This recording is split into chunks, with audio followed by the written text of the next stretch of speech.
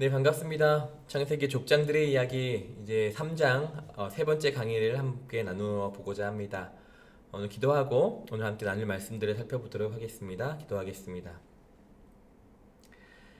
사랑이 많으신 아버지 하나님 감사합니다. 오늘도 하나님께서 우리들을 말씀 앞에 불러주시고 세워주셔서 우리가 그 말씀에 귀를 기울이며 나아가고자 합니다. 하나님, 들을 수 있는 귀를 허락하여 주시고 들을 수 있는 마음의 밭을 허락하여 주셔서 하나님의 말씀을 우리 마음으로 온전히 받아 누리게 하여 주시고 또 주신 말씀으로 듣는 것으로만 그치지 않게 하여 주시며 주신 말씀대로 살아내기로 결단케 되어지는 오늘 이 시간 될 수 있도록 도와주시옵소서. 늦은 시간입니다. 하나님, 피곤치 않게 하여 주시고 말씀을 통하여 새 힘을 얻게 되어지는 이 나눔의 시간 될 수 있도록 도와주시옵소서. 이 모든 말씀 사랑이신 우리 구주 예수 그리스도 이름으로 기도합니다. 아멘. 네, 드디어 이제 세 번째 강의가 되어지고 오늘 이제 9장부터 시작을 해서 15장까지 말씀을 함께 나눠보게 될 텐데 드디어 이제 족장들의 족장들의 이야기로 나아가게 되어지는 과정 가운데 있습니다. 지금까지 원역사의 이야기를 쭉 다뤄왔다라고 한다면 원역사의 이야기와 그 족장들의 시작되어지는 부분들의 이야기, 아브라함에 대한 이야기들을 오늘 함께 이 시간을 통해서 나눠볼 수 있으면 좋겠습니다. 여러분들 그 강의를 미리 나눠드린 프린트물 보셨죠? 보면은 첫 번째 파트로 해가지고 눈으로 읽는 말씀이라고 하는 파트가 있는 것을 보셨을 것 같아요. 한번 문제 찾아보셨나요? 이것을 간략하게 살펴보면서 오늘 나눔을 또 쭉 진행을 해보도록 하겠습니다. 첫 번째 질문, 이런 질문이 있었습니다. 창세기 9장 말씀을 살펴보면 언약이라고 하는 말이 많이 언급되는 것을 보게 되는데 9장 말씀 속에서 언약이라는 단어가 몇 번 정도 나타날까? 왜 이렇게 언약이라는 단어가 많이 등장을 할까? 한번 고민을 해봅시다 라는 질문을 여러분들께 던져 들었었죠. 한번 9장 말씀을 쭉 읽어보셨나요? 아니, 9장뿐만 아니라 오늘이 9장부터 15장까지의 말씀인데 그 9장부터 15장까지의 말씀을 한번 쭉 읽어보셨는지 모르겠어요. 말씀 나눔을 하기 이전에 한번 그날에 해당되어지는 부분들을 한번 미리 읽어보시면 나눔하는데 조금 더 집중되어지고 재미있게 같이 나눔이 되어질 수 있을 것 같습니다. 먼저 이 1번에 해당하는 문제를 한번 풀어보자면 총 7번 언급이 되어집니다. 9장 9절과 11절, 12절, 13절, 15절과 16절, 17절까지 이렇게 총 7번이 언급되어지는데 왜 이렇게 언약이라고 하는 말이 많이 언급되어질까 생각을 해보자면 하나님의 마음이 그 안에 담겨 있는 거죠. 모든 인간이 이제 땅에서 살아가게 되어질 때에 하나님의 자비, 하나님께서 사랑하고 그들을 품고 그들을 늘 지켜보고 계시다라고 하는 그 자비의 마음을 절대 의심하지 말고 확신하는 마음으로 살아가기를 원하시는 하나님의 그 선하신 마음이 언약이라고 하는 단어, 그리고 언약이라고 하는 하나님과 약속 맺는 그 모든 장면 가운데 녹아져 있는 것을 우리들은 보게 되어집니다. 두 번째 문제입니다. 10장, 이미 창세기 5장 말씀에서도 족보가 한번 등장을 했었죠. 10장 말씀에서 나타나는 족보의 특징이 과연 무엇이 있을까? 한번 고민해보세요. 그리고 10장의 족보는 도대체 어떤 의미를 가지고 있길래 앞에서 뿐만 아니라 10장에서 또 족보 얘기를 하느냐, 이것을 한번 고민해봅시다 라고 하는 질문이었습니다. 10장 말씀을 읽어보신 분들은 아실지 모르겠지만 많은 인물들이 쭉 언급되어지는 것을 보게 되죠. 그런데 그들이 각각 어떠한 삶을 살았는지에 대하여서 초점을 맞추고 있는 족보는 아닌 것처럼 보여집니다.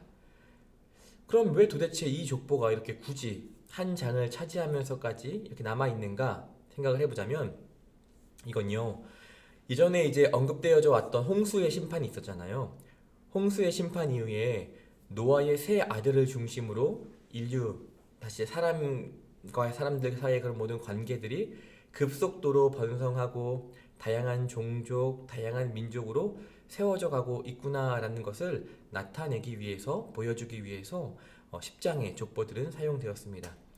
이렇게 급속도로 막 번성해가고 퍼져가는 그 결과가 이어서 나오는 11장 바벨탑 사건으로 연결되어지는 것을 우리는 또한 함께 보게 되어질 것입니다. 세 번째 말씀이에요. 세 번째 문제예요. 하나님께서 창세기 11장을 통하여서 사람들을 각각의 곳곳의 지면으로 흩으신 이유가 그럼 과연 무엇이냐? 라는 질문을 해보게 되죠.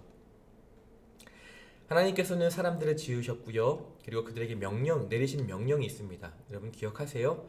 앞에 창세기 앞쪽에 1장에서도 그렇고 중간중간 계속 잊을만 하면 반복되어졌던 그 하나님의 요구와 명령이 있었는데 생육하라, 번성하라, 충만하라, 정복하라, 다스려라 라고 하는 이 말씀들을 기억하실 것 같아요. 하나님께서 원하시는 것은 하나님의 이 창조 질서를 따라서 한 곳에 머물러 있는 것이 아니라 곳곳으로 흩어지는 것이었습니다. 그런데 11장 말씀에 등장하는 이들이 추구하였던 것은 무엇이냐면 먼저는 탑을 높게 건설하여서 하늘에 닿고자 하는 것이었고요. 이것이 무엇을 의미하느냐? 하나님과 동등됨을 취하고자 하는 인간의 욕심을 의미하는 것이 바로 창세기 11장 바벨탑 사건의 의미이다라는 거예요. 그것을 통하여서 자신들의 이름을 온 지면에 내고자 하였고요. 이러한 욕심으로 인해서 결국에는 흩어짐이 아닌 온 지면의 흩어짐을 면하자라고 정착하였던 그들의 모습을 보게 되어집니다. 그래서 하나님은 정착하고자 했던 그 민족들을, 그 사람들을 이곳저곳으로 뿔뿔이 흩어내시는 것을 우리 함께 오늘 보게 되어질 말씀 가운데에서 우리는 살펴보게 될 것입니다. 본격적으로 창세기 9장부터 15장까지의 말씀을 한번 나누어 보도록 하겠습니다. 첫 번째 9장 말씀의 제목을 뭐라고 지어봤냐면 노아 향한 축복 그리고 실수라고 하는 제목으로 여러분들과 말씀을 나누어 보려고 합니다. 1절 말씀을 쭉 살펴보면 1절은요 이전에 한번 보았던 것 같은데 라고 생각이 드는 말씀으로 시작되어지죠. 이렇게 쓰여 있습니다. 하나님이 노아와 그 아들들에게 복을 주시며 그들에게 이르시되 생육하고 번성하여 땅에 충만하라 라고 하는 말씀으로 시작이 되어지죠. 이 말씀은 창세기 1장 28절이랑 그리고 8장 17절에서 이미 반복되어져서 선포되었던 말씀이기도 하다라는 거예요. 그런데 이 말씀이요 이전에 앞서서 선포되었던 말씀과 차별되어지는 하나의 포인트를 발견하게 되어집니다. 그게 뭐냐면 말씀을 한번 앞에 말씀 1장 28절, 8장 17절 그리고 오늘 말씀 9장 1절 말씀을 비교해서 한번 살펴보면 좋을 것 같아요. 이전의 말씀들은 자세히 살펴보면 이전까지는 하나님께서 노아에게만 말씀하여 주셨었거든요. 그래서 오직 노아만이 온 인류가 아닌 노아만이 하나님의 음성을 들을 수 있었습니다. 그런데 9장 1절 말씀을 한번 살펴보세요. 이제 하나님께서 주시는 말씀을 들을 수 있는 그 사람의 범위가 보다 더 넓게 확대되어지는 것을 보게 됩니다. 노아와 그 아들들에게 복을 주시며 노아에게 이르시되가 아니라 그들에게 이르시되라고 성경은 이야기하고 있다는 거예요. 그럼 우린 질문을 해보게 되죠. 왜 하나님께서는 노아뿐만 아니라 노아와 그의 아들들에게도 이렇게 말을 걸어 오셨을까? 질문을 던져보게 됩니다. 이래요. 이 이유 때문이에요. 큰 홍수가 지나갔잖아요. 이제 그 홍수로 인하여서 세상이 깨끗하게 정화되었습니다. 이제 새로운 세상에서 새로운 역사를 써내려가야 할 사람들은 누구냐? 노아뿐만 아니라 노아의 방주에 함께 탑승하였던 노아의 아내와 그리고 노아의 자녀들, 며느리, 노아의 가족들이 이제 새로운 세상들을 살아가고 새로운 역사들을 써내려가야 할 그런 역할들을 담당하게 되었다라는 거예요. 다시 말해서 방주 안에 머물렀던 모두가 새 역사의 주인공이 되었다라는 거죠. 그래서 하나님께서는 노아뿐만 아니라 노아의 아들들에게도 축복하여 주고 계시다라는 거예요. 아마도 홍수로 황폐해진 세상을 마주하게 된 이들, 노아의 방주의 문이 열리면서 그 밖으로 나오게 되어지는데 세상을 마주하게 된 이들에게 하나님의 축복은요 새로운 역사를 만들어가는 데 있어서 매우 큰 힘이 되었을 것이다 라는 거예요. 놀랍지 않으십니까? 이렇게 하나님은 우리들이 생각하지 못하는 부분까지도 세밀하게 계획하시고 깊은 사랑을 베풀어 주시는 분임을 오늘 말씀을 통해서 깨닫게 된다는 거예요. 오늘을 사는 우리들도 동일합니다. 노아가 예수 그리스도를 예표하고 있다라고 지난 시간에 함께 나누었었죠. 그리고 방주는 구원의 사람들을 살려냈던 그 방주는 교회를 예표하고 있다라고 이야기했습니다. 그렇다면 교회 안에 머무는 우리들 또한 그 노아의 방주 안에 탔던 노아의 가족과 같은 모습이구나라는 것을 생각해 볼 수 있게 된다라는 거죠. 하나님께서 친히 노아의 가족들에게 말씀하시며 다가오셨던 것과 같이 오늘 우리들에게도 동일하게 다가오고 계심을 깨닫게 된다라는 거예요. 하나님께서 친히 말씀하여 주시며 베풀어 주시는 사랑을 경험한 우리들이 살아야 할 삶이 어떠한 삶이어야 할지 굳이 이야기하지 않아도 우리들은 그 내용을 깨닫게 되어진다라는 겁니다.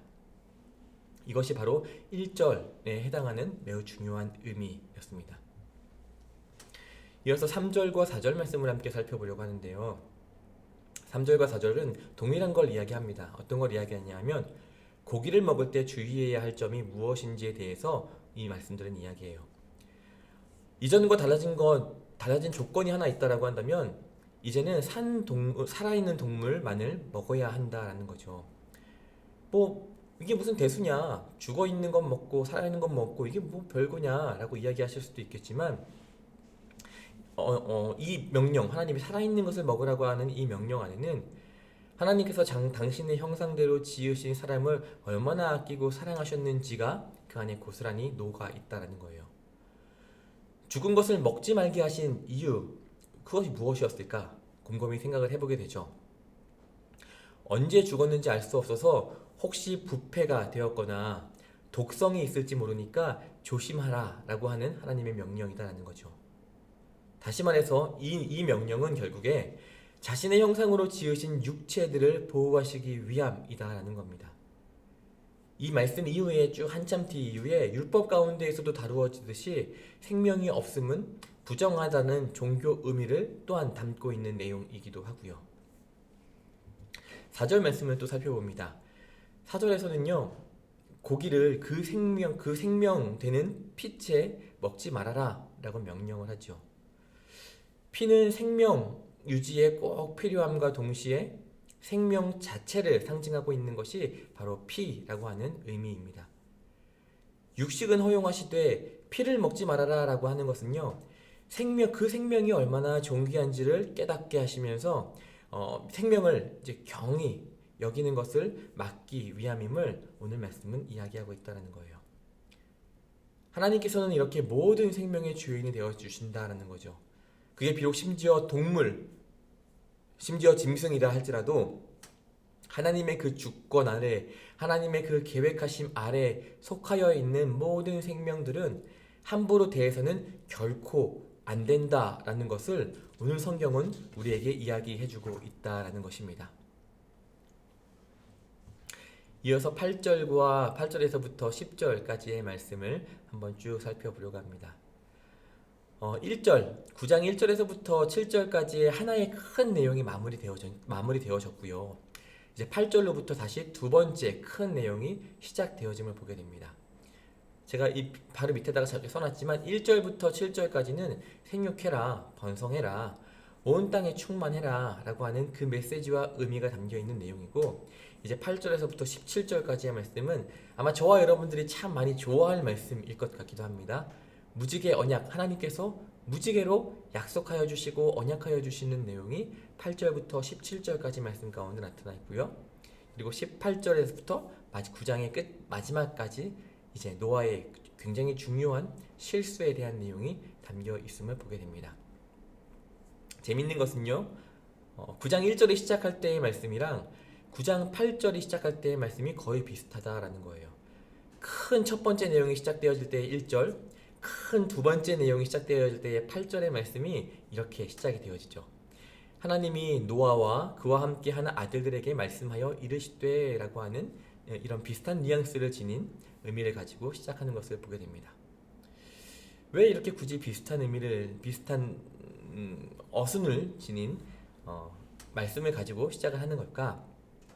이제 다시금 중요한 언약의 내용이 이제 다시 곧 시작될 거야 라고 하는 어떻게 보면 사람들을 집중시키고 사람들을 조금 더 그 말씀 안으로 깊이 끌어당기는 의미라는 것을 우리들은 알아야 한다는 거예요. 하나님의 말씀 앞에 노아와 노아의 자녀들을 이제 불러 세우십니다. 이전까지는 노아와 그의 아들들을 향한 말씀이었다라고 한다면 이제 10절 말씀은요. 그 폭이 더 넓어져요. 복을 주시고 언약을 이루어내시고자 하시는 그 대상의 범위가 훨씬 더 넓어지는 것을 보게 됩니다. 복을 주시는 범위는 노아뿐만 아니라 이제 노아 이후에 그 시대를 쭉 살아가게 되어질 모든 노아의 후손들과 땅의 모든 짐승에게까지 확대되어진다는 거예요. 무엇을 의미하는 것이겠어요? 바로 오늘을 살아가는 우리들을 위한 또한 약속, 또한 축복, 언약이 되어질 수도 있다라는 것을 성경은 이야기하고 있다는 겁니다. 12절부터 17절까지의 말씀을 한번 쭉 살펴보려고 합니다. 12절부터 17절의 말씀 한번 여러분 쭉 읽어보시고 눈으로라도 한번 훑어보셨으면 참 좋을 것 같아요. 이 짧은 말씀 속에 나타나는 눈에 띄는 하나의 매우 중요한 특징, 한번 그것을 한번 발견해 보시겠어요? 어떠한 것인지? 제가 이 화면 슬라이드에는 정리를 해놨는데 이런 내용들인 거예요. 12절, 17절의 내용은요, 홍수를 지난 이후에 이제 무지개를 통하여서 언약을 맺어주시는 그 하나님의 그 사랑의 메시지가 담겨 있는 내용입니다. 그런데 이 언약에는 한 가지 큰 특징이 있다는 거죠. 바로 내가라고 하는 단어가 수없이 거의 매 절마다 반복되어지는 것을 보게 됩니다. 이것으로 보아서 무엇을 강조하려고 하느냐? 누가 누구와 언약을 맺는가라고 하는 사실과 이 언약의 주인, 이 언약을 주도해가고 이끌어가는 그 주인이 누구인지 명확하게 이해해라. 내가 라고 말씀하시면서 그것을 말씀을 보는 이들과 말씀을 듣는 이들에게 각인시키면서 확신을 주고 있음을 오늘 말씀을 통해서 보게 된다는 거예요. 너희들 멸망할 수밖에 없어. 멸망할 수밖에 없는 너희들을 향하여서 바로 내가 친히 굽어 살피고 있고 다시 너희들을 살려낼 것을 반복하면서 강조하고 있다는 거예요. 죄 많고 연약한 우리들에게 친히 직접 다가와 주시면서 그 중요한 약속으로 보호하여 주시는 하나님의 사랑을 우리들은 온전히 깨달아야 한다는 것입니다. 그렇다면 왜 하나님께서는 굳이 많은 증거들을 표현할 수 있는 방법들이 있을 텐데 언약의 증거로 무지개를 보여주셨을까? 또 질문을 해보게 되어지죠. 증거라고 하는 것은 여러분 아시잖아요. 제가 그것이 알고 싶다 굉장히 좋아하거든요. 그것이 알고 싶다 해서 참 많이 나오는 단어가 증거라는 거예요. 누구나 알 수 있도록 객관적으로 뚜렷이 나타내는 어떠한 물증, 눈에 보이고 손에 잡히게 되어지는 물증을 의미한다는 거죠. 그런데 우리가 잊지 않고 기억해야 하는 매우 중요한 것은 눈에 보이는 증거가 아닌 언약에 집중해야 한다는 거죠. 무지개 언약의 말씀을 묵상하게 되어질 때 우리는요, 눈에 보이게 하여 주셨던 화려한 무지개, 이것을 먼저 기억하게 되어져요. 그런데 이것을 기억하느라 약속하여 주셨던 언약의 내용이 무엇인지를 기억하지 못하는 경우들이 참 많이 있다는 거죠. 여러분, 하나님께서 노아에게 어떠한 언약을 베풀어 주시는지 그 내용 기억하고 계세요? 내용은 아마 잘 모르실 거예요. 무지개 언약, 그래, 하늘에 그 예쁜 무지개가 참 아름답게 떴지라고 생각을 하면서 그 무지개 언약을 기억하는데 사실은 하늘에 아름답게 뜬 것도 사실 또 아니었거든요. 구름 속에 감추어져 있었던 게 무지개였었거든요. 우리들이 어려서부터 보아왔던 그 이미지나 그림이나 이런 것들이 말씀을 이해하는데 때로는 조금은 방해가 되어지는 부분도 없지 않아 있는 것을 보게 되어집니다. 우리들이 살아가는 삶을 보면은요, 늘 우리와 동행하여 주시고 그리고 우리를 사랑하여 주시는 아버지 하나님의 변함없는 사랑에 집중하기보다는요, 하나님이 나를 사랑하여 주시니까 내가 이런 것을 얻을 수 있게 나를 인도하여 주셨지, 이런 것들을 나에게 보여주셨고 증거하여 주셨지라고 하는 그 손에 잡히고 눈에 보이고 경험하게 되어지는 증거에 매달리게 되어지는 우리의 연약함을 참 많이 마주하게 되어져요. 오늘을 살아가면서 내가 바라는 증거는 과연 무엇이 있는가? 내가 증거라고 생각하는 증거를 보여달라고 하는 그 요구와 강구들은 잠시 내려놓고 보이지는 않지만 나와 늘 동행하여 주시는 그 하나님께 집중하게 되어지는 저와 여러분 되어지기를 간절히 소망합니다. 언약이 중요한 것이 아니라 사실 언약의 내용이 중요한 것이 아니라 그 언약을 이루어 가시는 분, 그 언약을 지키시고 그 언약을 만들어 주신 이가 누구이신지를 기억하는 것이 가장 중요한 포인트임을 우리들은 잊어서는 안 된다라는 거예요. 무지개가 중요한 건 아닙니다. 우리와 맺어주신 언약, 그리고 그 언약을 맺어주신 이가 누구인지를 온전히 깨달아 아는 것이 가장 중요한 것임을 절대 잊지 마시기를 부탁드립니다. 13절 말씀, 무지개에 대한 이야기를 한번 살펴보려고 합니다. 우리가 이제 언약의 증거로 알고 있는 무지개, 그걸 알고 있는데, 사실 히브리어 성경에서는 무지개라고 하는 단어, 앞에도 쓰여 있듯이 케쉐트라고 하는 히브리어 단어가 있습니다. 근데 이 뜻을 자세히 살펴보면은요, 사실은 무지개가 아니거든요. 무엇을 의미하냐면은 이렇게 양궁할 때 사용하는 활 있잖아요. 활, 보우라고 이야기하죠. 이 활을 의미하는 단어가 바로 히브리어로 케쉐트라고 하는 단어예요. 일반적으로 이 활은 무엇을 의미하는 것입니까? 전쟁의 도구예요. 활을 가지고 누군가를 쏴서 죽여야 되는 것, 활을 가지고 뭐 움직이는 동물들을 쏴가지고 잡아야 되는 것, 사냥해야 되는 것, 이런 도구로서 사용되어지는 것이 활이죠. 어떻게 보면 이 활이라고 하는 단어가 품고 있는 내재적인 의미는 굉장히 공격적인 것이고, 그리고 저것은 내가 꼭 잡아야만 해 라고 그런 적개심을 품고 있는 단어가 바로 이 활, 보우, 캐쉐트라고 하는 단어이다라는 거예요. 근데도 참 의아한 것은 하나님께서는요, 언약의 증거로 그 공격적 적개심을 품고 있는 그 단어, 그 활을 바로 하늘에 걸어 주셨다라는 거죠. 무지개를 실제로 보신 적 있으시죠? 무지개의 모습을 한번 머릿속에 떠올려 볼 수 있으면 좋겠습니다. 보통 무지개가 어떻게 떠 있나요? 무지개가 활 모양이라고 한다면 꼿꼿하게 서 있지 않잖아요. 이렇게 활 모양으로 진짜 이렇게 누워 있는 모습을 우리들은 보게 되어지죠. 보통 활이라고 하는 것은 수직으로 세워서 팽팽하게 쫙 적을 향하여 팽팽하게 잡아당겨서 이렇게 딱 쏘게 되어지는 것이 활이에요. 그런데 오늘 이 무지개의 모습은 수직이 아닌 수평의 상태로 활 시위가 느슨하게 풀려 있는 채 미어 있는 모습이다라는 거죠.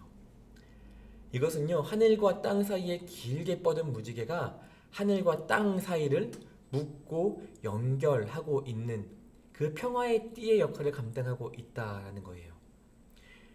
성경을 한번 쭉 살펴보면은요, 구름이라고 하는 단어들을 종종 보게 되어집니다. 구름은 어떤 때 의미하냐면 고난, 그리고 위험이라는 것들을 비유적으로 표현할 때 많이 사용되어지는 단어인데, 하나님께서는 무지개를 우리가 생각하는 것처럼 이미지가 있는 것처럼 쨍하게 눈에 너무 확연하게 잘 보이는 곳에 딱 두어셨던 것이 아니라 구름 속에 그 무지개를 살짝 감춰 두었음을 보게 되어져요.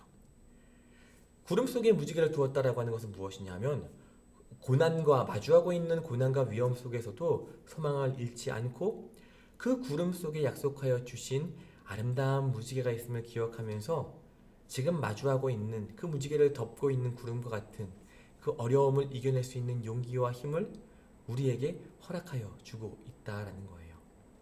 참 재밌지 않습니까? 저만 재밌나요? 저희 강의를 준비하면서 참 이게 재밌더라고요. 저도 같이 공부하면서 이 강의들을 준비해 가고 있거든요. 근데 참 하나님께서 주시는 마음들이 너무 많은 것 같아요. 그 마음이 온전히 전해질 수 있으면 참 좋겠는데, 예, 그랬습니다. 이어서 또 함께 말씀을 나눠볼게요. 20절에서부터 23절까지의 말씀, 이제 노아의 그 끝자락에 해당하는 말씀들을 살펴보려고 합니다. 20절에서 23절 말씀을 살펴보면, 노아가 살기 이전부터 사람들은 농사를 지으며 살아왔다라는 우리는 기본적인 지식들로 알고 있죠. 아담도 농사를 지었었고요, 가인도 농사를 지었었고요, 참 많은 사람들이 농사를 지며 살아왔었습니다. 그런데 이제 노아의 때에 홍수를 경험하게 되어지면서 모든 땅이 다 척박해졌고, 그 척박하고 거칠어진 땅을 다시 일구며 농사를 시작할 수밖에 없는 상황을 마주하게 되었어요. 오늘 그 20절, 21절, 22, 23절 가운데 노아는 어떠한 농사를 지었는지 명확하게 표시되어 있거든요. 포도나무를 심었습니다. 다시 말해서 포도 농사를 지은 거예요. 포도 농사를 지었기 때문에 아마도 노아는 포도주를 담가 마시는 일들이 당연하게 그의 삶 가운데 있었을 것이다 라는 생각을 해보게 되어집니다. 21절 말씀은요, 포도주를 마시고 취하여 있는 노아의 모습을 보여주고 있어요. 히브리어 언어적인 의미를 살펴보면 포도주를 마시고 취하여 있다라고 하는 이 표현이 이렇게 해석이 되어집니다. 그 포도주를 마시고 라고 해석돼요. 그 포도주라고 이야기하고 있다라는 거죠. 따라서 노아는 아마도 포도주에 매우 익숙해져 있는 사람이었을 것이다 라는 거예요. 이전에 노아의 삶을 쭉 한번 되돌아보면 어떠한 삶이었는지 여러분 잘 알고 계시죠? 하나님 앞에 먼저는 경건하였고요. 하나님 앞에 의로웠고 하나님과 동행한 사람이 바로 노아였습니다. 분명 오랜 시간 하나님과 동행하며 하나님과 밀접한 관계를 맺으며 살아왔을 뿐만 아니라 나이도 많았기 때문에 삶의 연륜도 굉장히 많이 깊었을 거예요.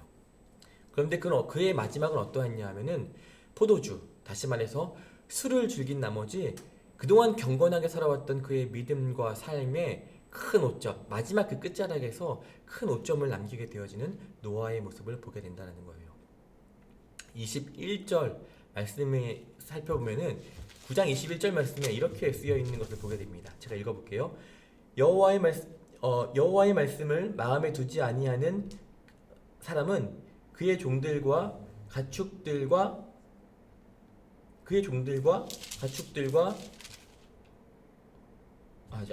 제가 출애굽기를 폈었군요. 어쩐지 말씀이 이상해가지고 왜 안 나오나 했습니다. 다시 볼게요. 창세기 9장 21절의 말씀 이렇게 쓰여 있어요. 포도주를 마시고 취하여 그 장막 안에서 벌거벗은지라 라고 성경은 이야기를 하죠. 근데 이것을 원어적인 의미로 살펴보면 이렇게 쓰여 있어요. 그는 마셨습니다. 그는 취하였습니다. 그리고 그는 스스로 벌거벗었습니다 라고 쓰여져 있다라는 거예요. 마시고 취하고 벌거벗은 이 모든 것들이 하나하나의 행동이 아니라 쭉 연결되어진 마셨기 때문에 취하게 되었고 취하였기 때문에 벗게 되었다라고 하는 인과관계로서 잘 깊이 연결되어져 있는 모습을 9장 21절 말씀은 이야기하고 있다라는 거예요. 근데 한번 나눠볼게요. 우리들이 죄를 짓는 것도 어떻게 보면 이러한 모습과 너무나 닮아 있다는 거죠. 처음에는요, 별거 아닌 것처럼 생각하게 되는 가벼운 것들로부터 시작이 되어져요. 우리들이 짓는 죄들을 보면은 이게 큰 죄였어 라고 생각하는 것보다 그 시작점은 굉장히 아무것도 아닌 것들로부터 시작되어질 때가 너무나 많아요. 나도 인식하지 못하는 사이에 그런데 점점 그 죄가 깊어져 가게 된다라는 거죠.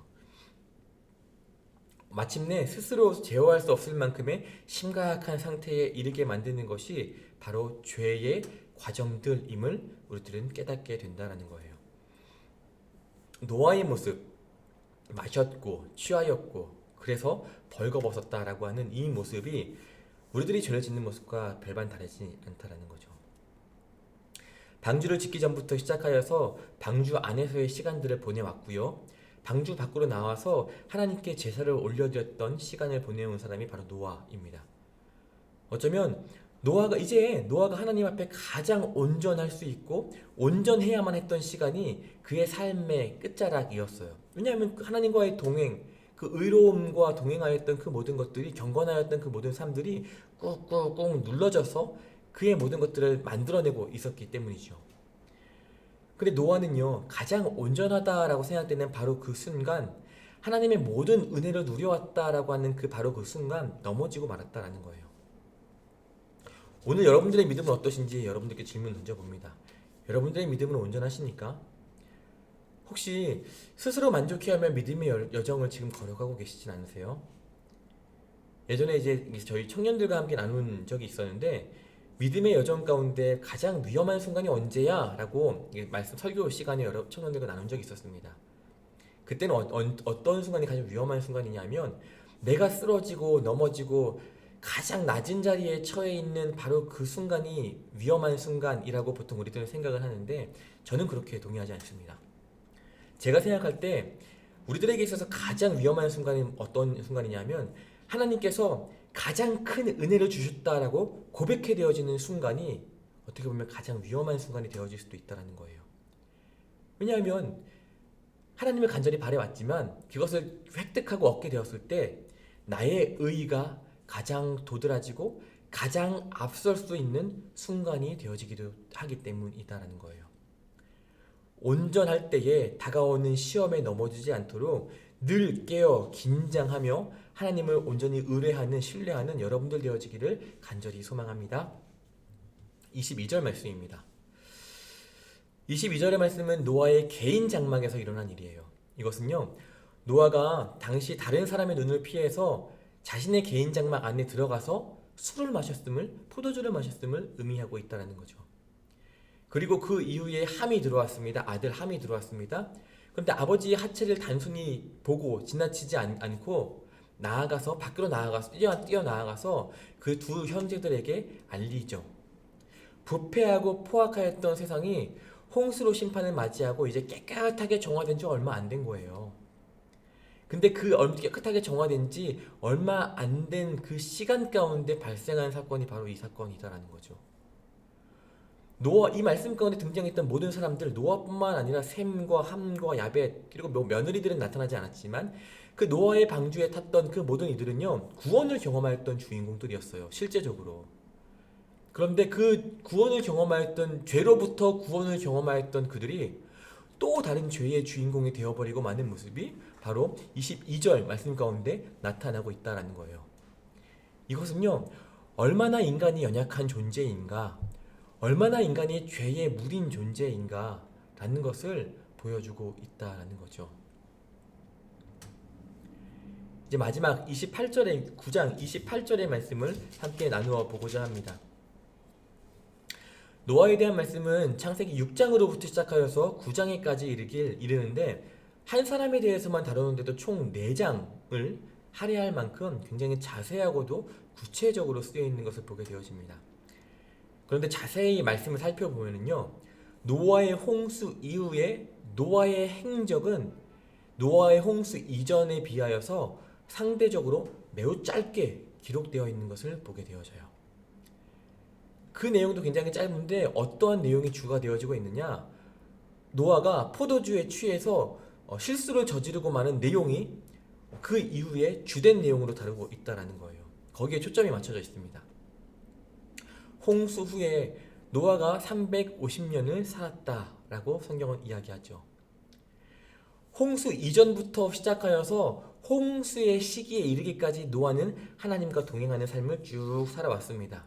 그런데 홍수 이후에 그의 삶을 설명하는 말씀은 어떠한 것이냐 하면은 단지 살았고 죽었더라 정도로만 요약되어진다는 거예요. 참 불행하지 않습니까? 그만큼 하나님 앞에 죄를 범한 이후에 그의 삶에서는, 노아의 삶에서는 다른 의미를 찾을 수가 없었다라는 거예요. 오늘 살아가는 우리들의 모습을 봅니다.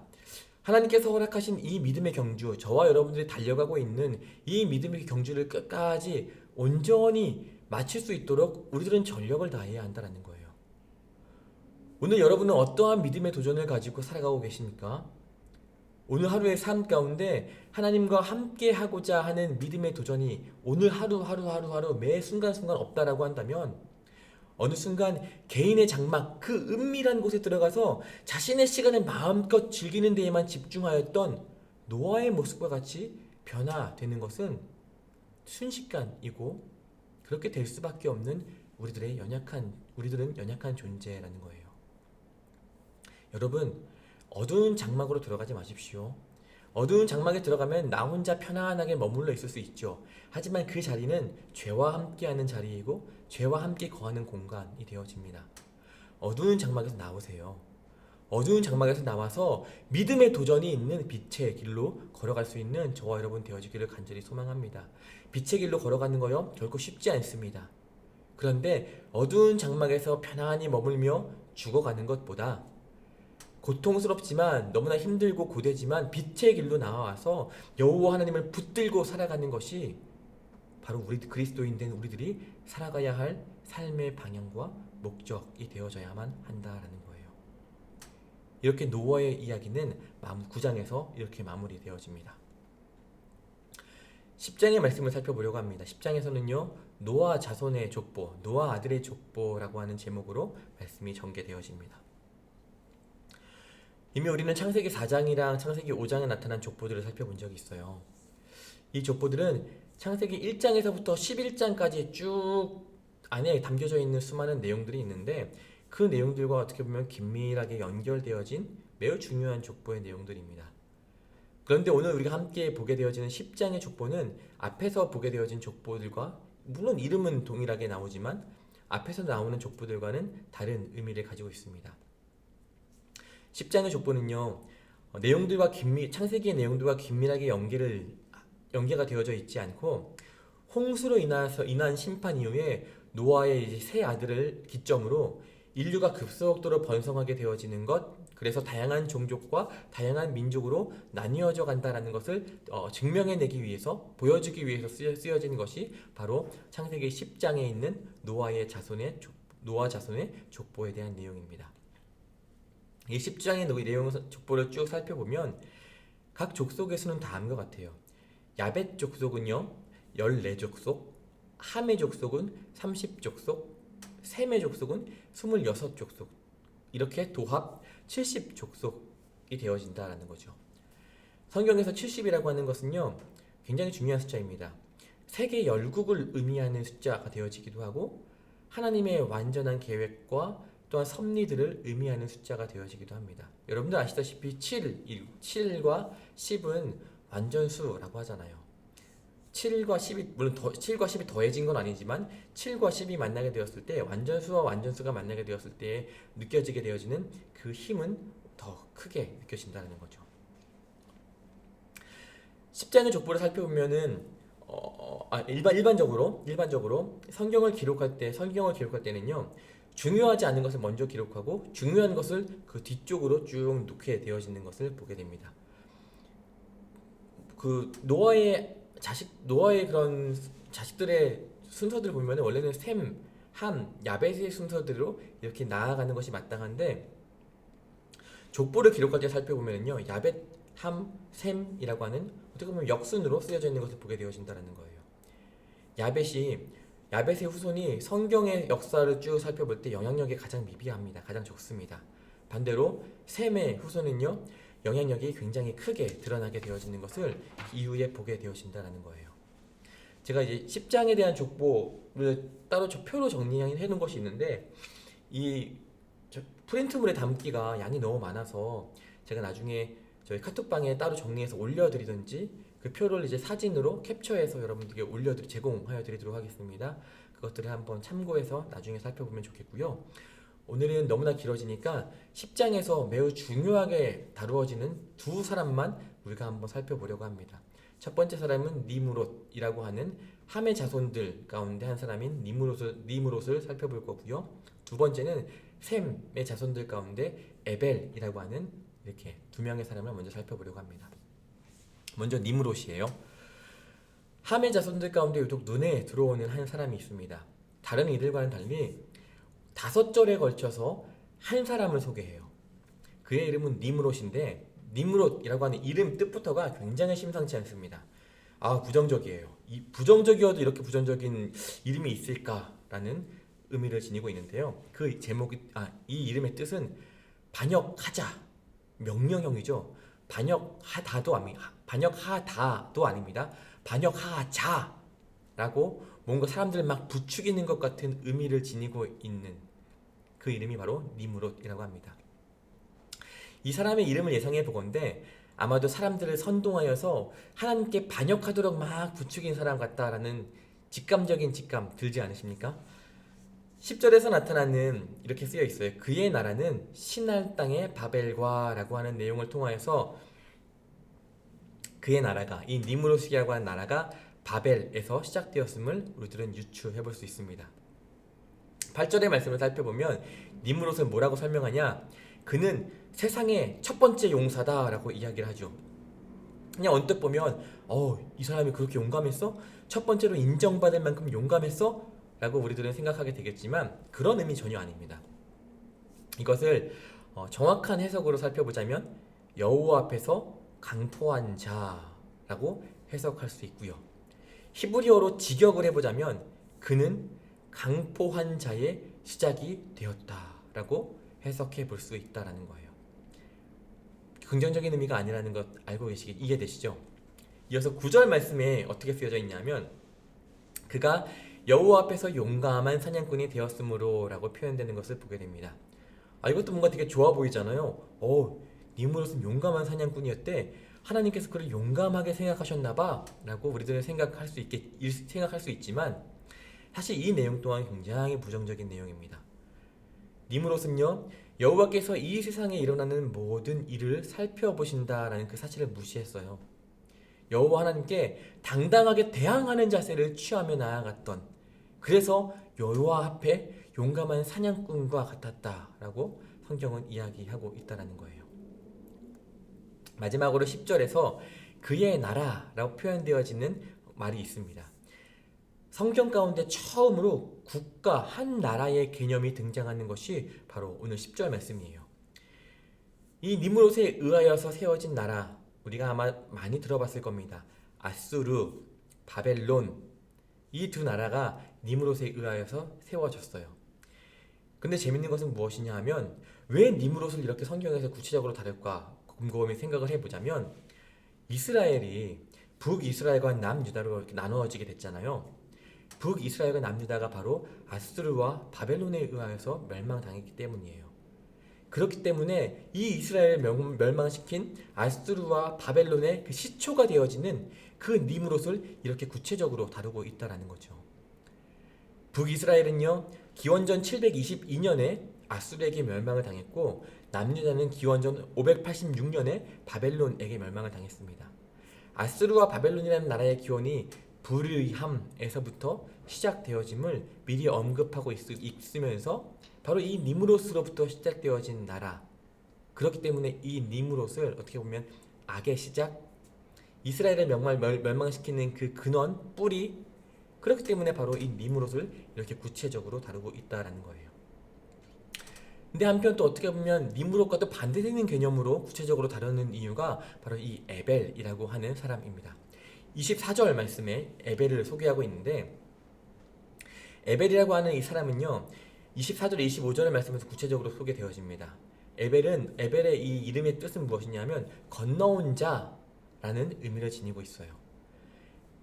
이 이름을 가지고 추측해 보건대 아브라함이 유프라테스 강을 건너서 가나안으로 이주하기 이전에 그의 후손들이 유프라테스 강 건너편에 살았음을 우리들은 추측을 해볼 살았음을 암시하고 있다는 거예요.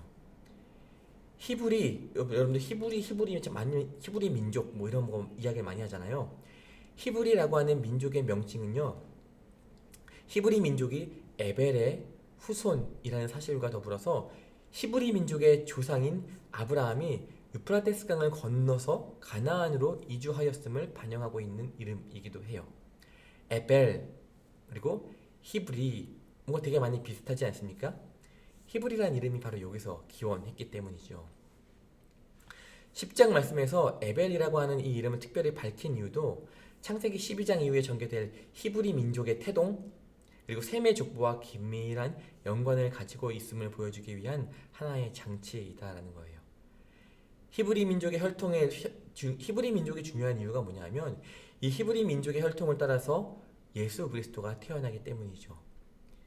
언뜻 보면은 이게 뭐가 중요한 사람이야 라고 하지만 성경은 뿌리를 굉장히 중요하게 생각하는 것 아시잖아요. 근원을 굉장히 중요하게 생각하는 것 아시잖아요. 악의 근원이 된 니므롯을 중요하게 다뤘던 것과 같이 예수 그리스도가 태어나게 될 그 뿌리의 근원이 되어지고 있는 에벨, 그래서 성경은 오늘 이 에벨을 구체적으로 가르쳐주고 이야기하고 있다는 겁니다. 11장 말씀 함께 우리들이 나눠보려고 하는데요. 11장 1절에서부터 4절의 내용은요, 사람들의 이야기를 담고 있습니다. 어떻게 보면 오늘 우리들의 모습과 참 많이 닮아있는 그래서 많이 반성할 수밖에 없는 내용들이 담겨 있는 것이 11장 말씀이죠. 11장 말씀의 제목은요, 전체 11장의 제목을 정해보자면 흩어짐을 면하자라고 정해볼 수 있을 것 같아요. 1절에서 온 땅의 언어와 말이 하나였다라고 이야기합니다. 이것은 뭐냐 하면 히브리어로 하나의 입술이었다라고 표현할 수 있거든요. 언어가 하나다라고 하는 것은 생각하는 사고방식과 살아가는 삶의 내용들 그리고 문화 양식까지 다 하나일 수밖에 없음을 의미하고 있습니다. 바로 여기까지 하나님께서 천지를 창조하신 이후에 하나 되었던 말을 쭉 사용해 왔음을 우리는 깨닫게 된다는 거예요. 서로 간의 의사소통이 굉장히 긴밀하게 됐습니다. 그로 인하여서 사고방식들, 생각하는 것들도 참 많이 같은 흐름을 가지고 살아갔을 것이다 라는 거죠. 2절 말씀에 따르자면 수많은 사람들이 동방으로 발걸음을 옮기다가 시날 평지라고 하는 곳에 거류하였다, 머무르기로 결정하였다라고 성경은 이야기합니다.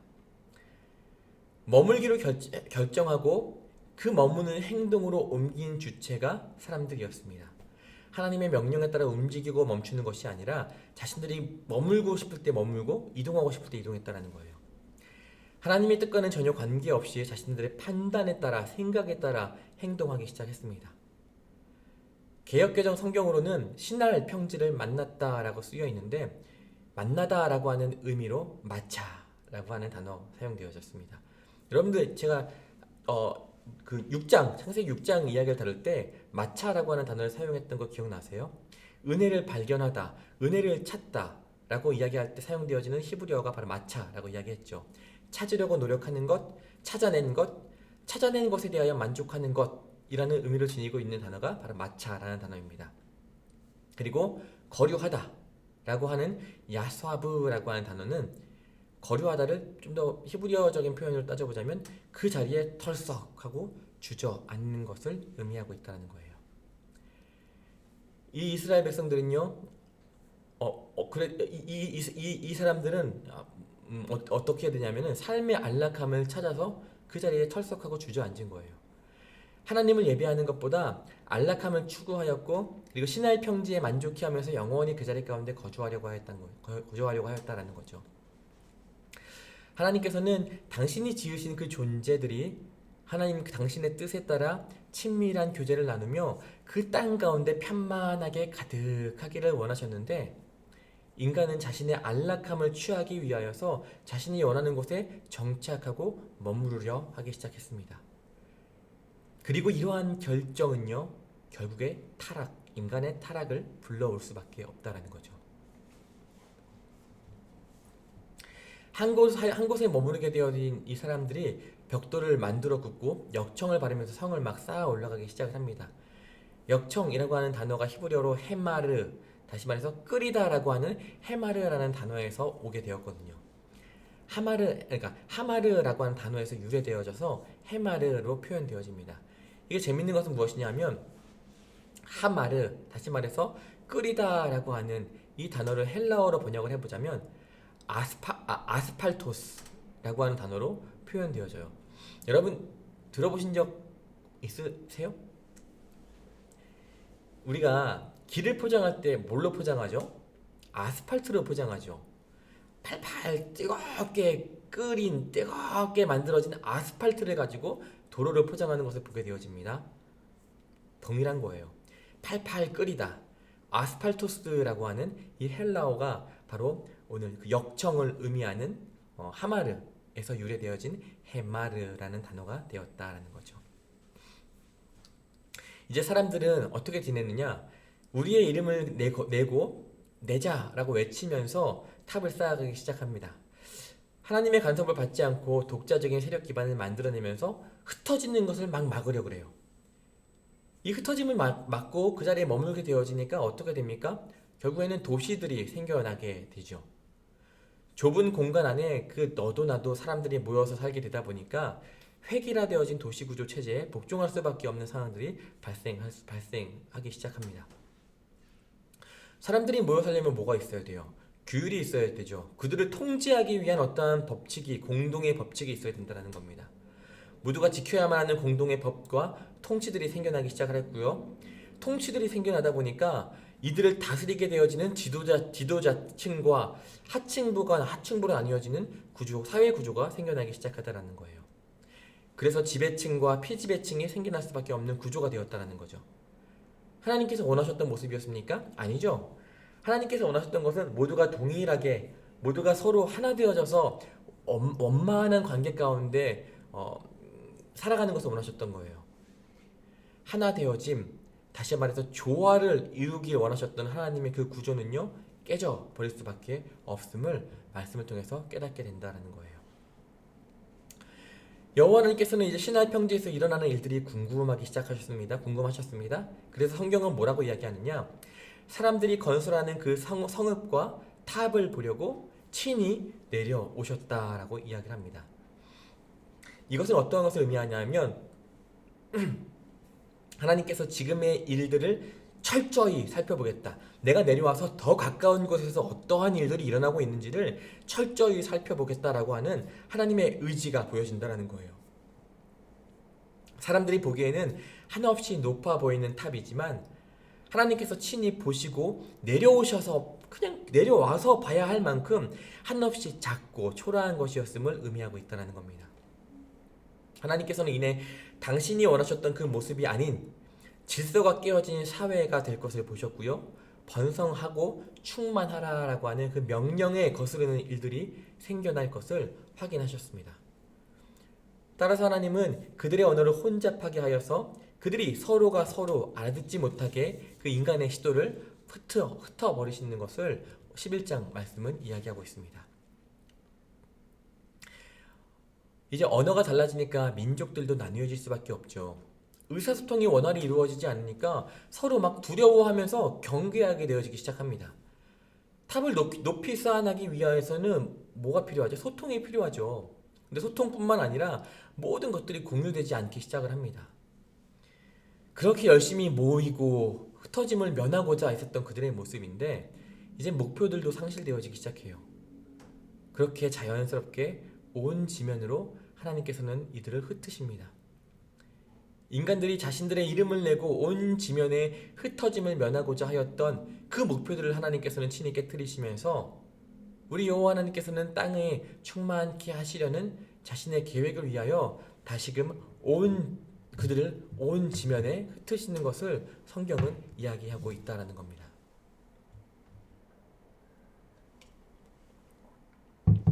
9절 말씀을 함께 살펴보려고 합니다. 9절 바벨이라는 뜻, 바벨에 대한 이름이 나오죠. 바벨이라고 하는 뜻은 히브리어로 혼잡하다, 혼란스럽다라고 하는 의미를 지니고 있습니다. 하나님께서 온 땅의 언어를 혼잡하게 하신 바로 그곳 이름이 바벨이 되었다라는 거예요. 인간이 머물렀던 시나이 평지와 바벨에 대한 언급은 이 도성과 이 성의 탑을 하나님을 반대하였던 함의 족보 가운데 니므롯이라고 하는 그의 나라들과 연결시키는 것을 성경을 통해서 우리는 깨닫게 되어집니다. 언어들이 혼란스럽게 이것저것으로 막 언어들이 흩어졌고 사람들이 흩어졌어요. 신약시대 때 여러분들이 알고 잘 계시는 오순절 그 성령 강림의 때에 이때를 통하여서 하나 되어지게 하십니다. 흩어졌던 언어들을 다시금 하나로 만드세요. 사도행전 2장 1절에서부터 4절의 말씀은 서로 말이 통하지 않았던 사람들의 그 현장 가운데 직접 친히 소통의 영 되신 성령님을 통하여서 하나님의 음성이 들려온 사건을 의미하고 있습니다. 말씀을 살펴보면은 그 자리 가운데 모여있던 사람들이 얼마나 다양한 곳에서 곳곳에서 몰려왔는지 몰라요. 서로 지역도 다르고 출신이 달라서 소통이 되지 않았던 그 상황 가운데에서 각 나라, 각 지역의 언어로 복음의 의미가 선포되고 그럼에도 불구하고 그것들이 이해되어진 은혜의 사건이 바로 오순절 성령 강림 사건의 하나의 언어로 다시금 우리가 들려지게 되는 그 사건을 우리들은 보게 됩니다. 이렇게 창세기 1장에서부터 11장까지 원역사라고 하는 하나의 큰 줄기, 하나의 큰 테마가 마무리되었습니다. 이제 두 번째 테마가 되어지는 거죠. 족장사, 이제 본격적으로 우리가 배우게 될, 나누게 되어질 족장사에 대한 말씀들을 가지고 함께 살펴보려고 합니다. 첫 번째 12장 말씀입니다. 창세기 12장 말씀에서는 하나님께서 아브라함을 부르시고요, 그에게 소명을 주시는 내용들이 담겨져 있고요, 또 기근으로 옮겨가게 되어진 애굽이라고 하는 그 땅 가운데에서 사랑하는 아내 사레를 누이라고 부르면서 바로에게 내어 맡기게 되어지는, 어떻게 보면 12장은 크게 이 두 가지의 줄기들을 가지고 있는 말씀, 내용의 구성임을 보게 됩니다.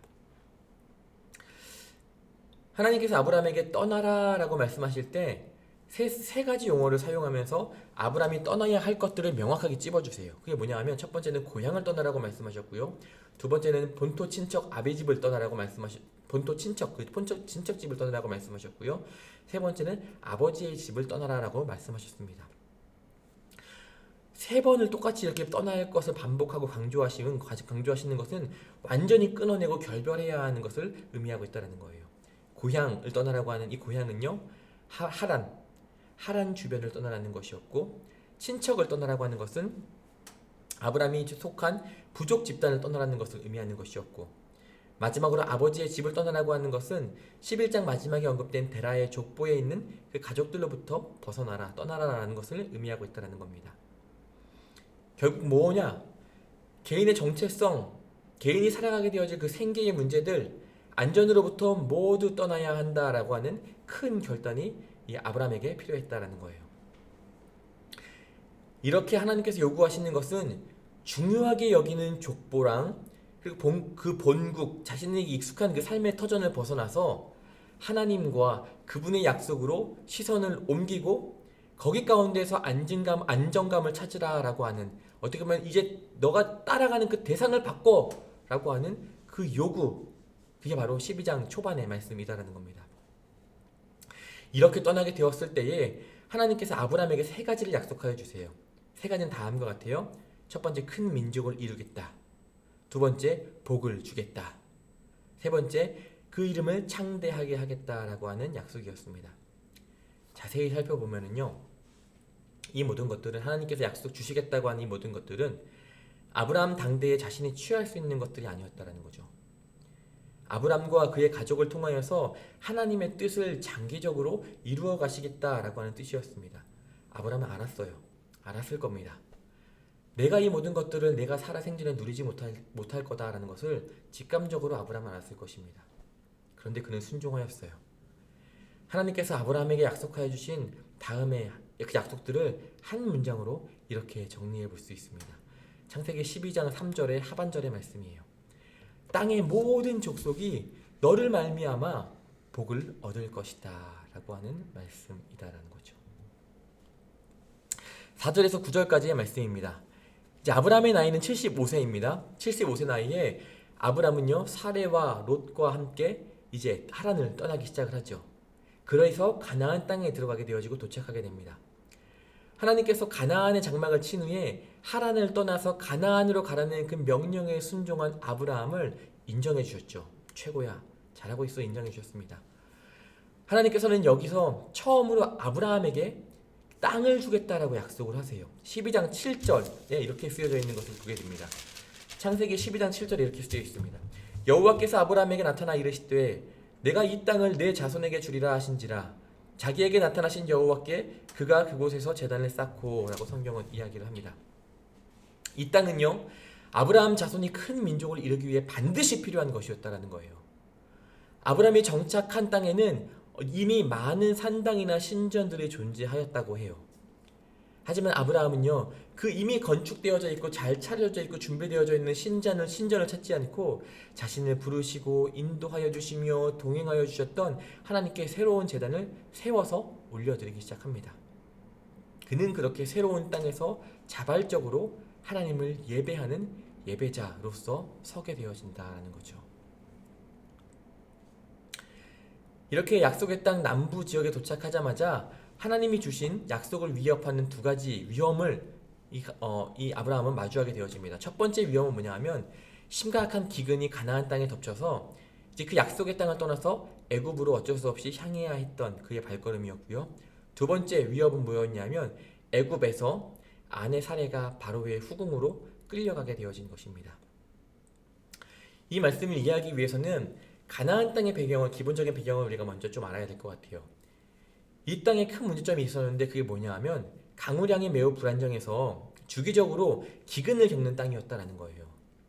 기근이 찾아올 때마다 이 땅에 사는 사람들은요, 가족 그리고 사랑하는 가족과 가축들을 살리기 위하여서 어쩔 수 없이 잠시나마 이주를 선택할 수밖에 없었습니다. 아브라함과 그의 가족이 찾게 된 애굽 땅은요, 아이러니하게도 가나안은 또 반대되는 땅이었던 것 같아요. 자주 나일강이 범람하고 홍수로 인하여서 자주 범람하면서 나일강에 의하여서 물을 공급받는 땅이었습니다. 홍수로 인해서 초목이 무성했고요. 홍수로 인하여서 물이 토양을 적셔서 비옥한 토사층이 늘 새로 생겨나는 땅이었습니다. 범람하였던 나일강의 수위가 낮아지기 시작을 하면 그 침수되었던 땅에는 부드럽잖아요, 굉장히. 더 많은 농작물들이 생산되었다는 거예요. 아브라함은 그의 가족들을 데리고 보다 안정적인 삶을 위하여서 애굽이라고 하는 땅으로 오게 되었다는 겁니다.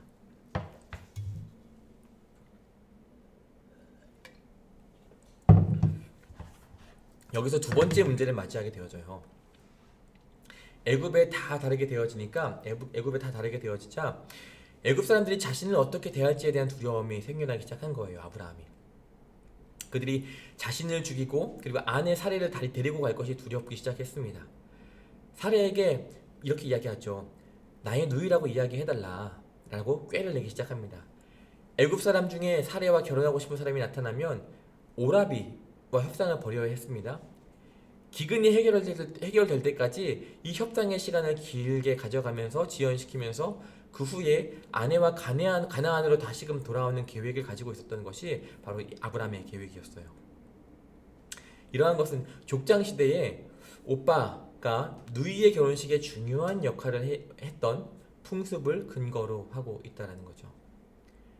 그런데 이 사건에 매우 중요한 한 가지 의미가 있습니다. 매우 큰 문제가 있죠. 아브라함은 눈앞에 닥친 근심거리로 인하여서 하나님의 보호하심과 축복을 기억하지 못하였다라는 거예요.